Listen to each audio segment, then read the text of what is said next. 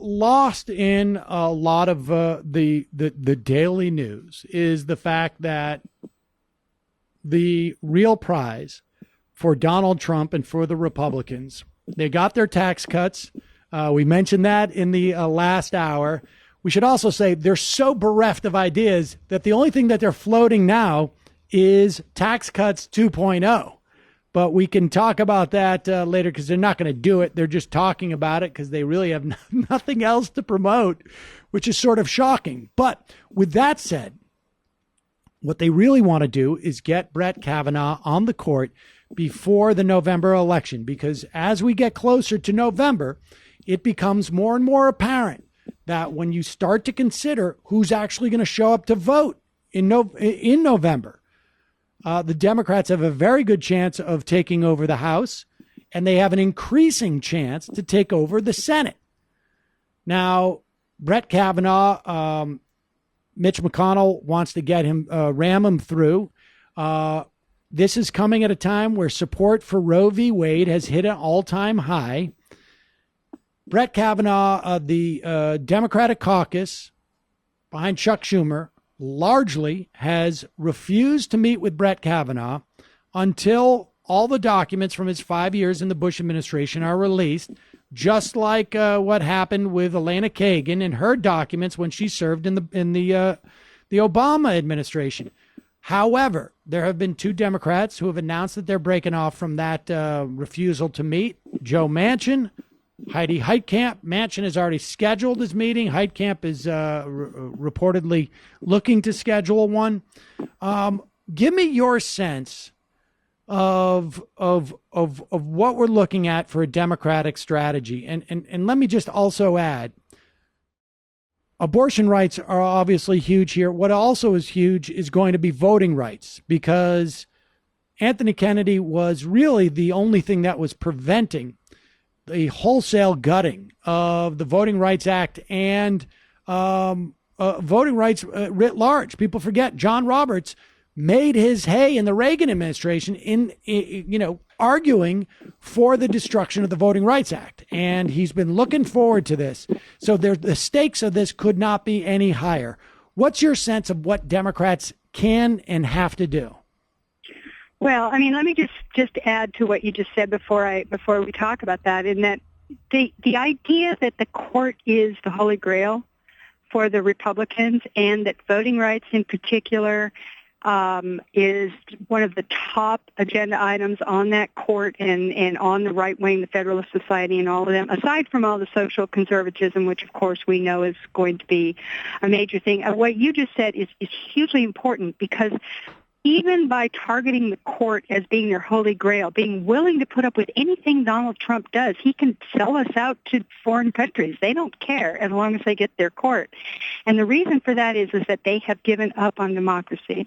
They're done with it. They no longer care about it having a real functional democracy. They realize that they are a shrinking demographic of a bunch of, conservative, white, mostly racist people. They are no longer going to be able to accrue a majority in this country, and this is what they're doing now. They're trying to create a country that is run by minority rule. That's the only way that they see it, and I mean, I honestly believe that this is true, and that's why they're targeting the court. That's at least a generation's worth of rulings that will enable them to stay in control, despite the fact that they are no longer a majority. And the Democrats should. I mean, if they are not, I do not see any reason why they shouldn't pull out every stop. Honest to God, I don't know why. Bring the Senate to a halt. Shut down the government. All of these are strategies. I mean, they are Hail Marys. I realize that it's very, very difficult. This is very close. But they've won some close votes. They won on Obamacare. They won in both cases. And when they instituted Obamacare and when they held back, when they held the line, granted, they had to get some Republican help. But I'm sorry, this is really an existential threat. But Heather, let me ask you rule. this. Let me just stop you here, because I agree that Democrats should pull out all the stops, but there is no Democrats, right? There is a Democratic caucus. Chuck Schumer runs it, maybe not as well as you or I might like, but that's the reality for today. and there's a Joe Manchin, and there's a Heidi Heitkamp.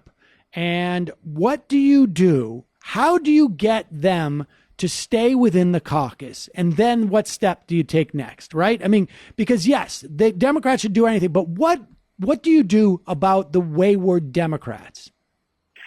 Well, I mean, what have we ever been able to do about that? I mean, this is an ongoing problem. You know, these two, Manchin and Heitkamp, are both, they're probably the most threatened Democrats in the race, as Democratic senators in the race, both coming from red states that voted for Donald Trump. To me, I think it just goes. I mean, I don't know how you convince Manchin and Heitkamp. I wish I knew. I mean, if I did, I'd probably make a lot of money advising, Democratic candidates. I don't know how you do that, but I do know that there should be a full court press to try to do it, rather than just saying, well, Heidi, Joe, do what you need to do. Right. Because I honestly believe that if they stuck together, if the Democrats stuck together, if they don't, then there's no hope, because that means you can't possibly pull over a couple of Republicans, as they did with the ACA, right? I mean, the Democrats have had good success if they stick together.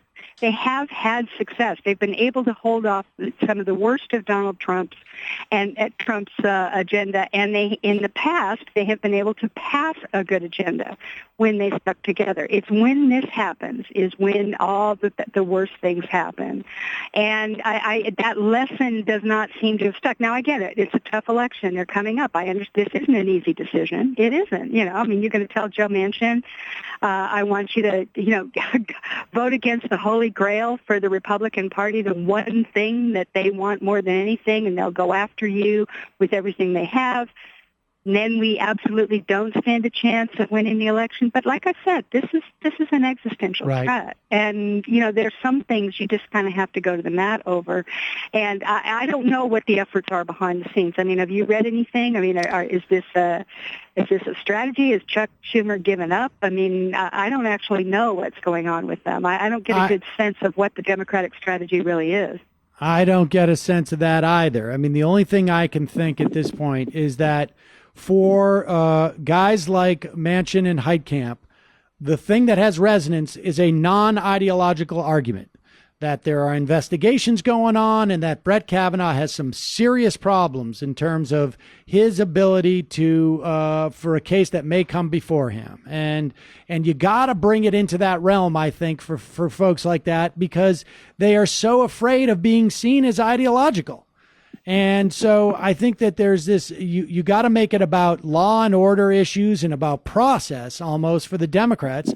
And then once you get the Democrats on board, then what you do is you go and you send as many people as you can to Maine and Alaska to pressure Collins and Murkowski to hold the line on the promises they've made their constituents for years and years and years, which is that they won't vote to destroy a woman's right to choose. That, to me, seems to be the only way that you can play this. And, look, we've got a big problem. Democrats are out there agitating, but, I'm sure you saw that graph the other day that showed that Democrats are quoted in the New York Times and the Washington Post over the course of an average month about half as much as Republicans. Right. So there's a real challenge here, no doubt. But I just want to keep people updated. Call your senators. Tell them to stop Brett Kavanaugh, regardless of where you live, regardless who your senator is. We got to take a quick break. Digby, we got more to talk about when we return. We'll be right back after this.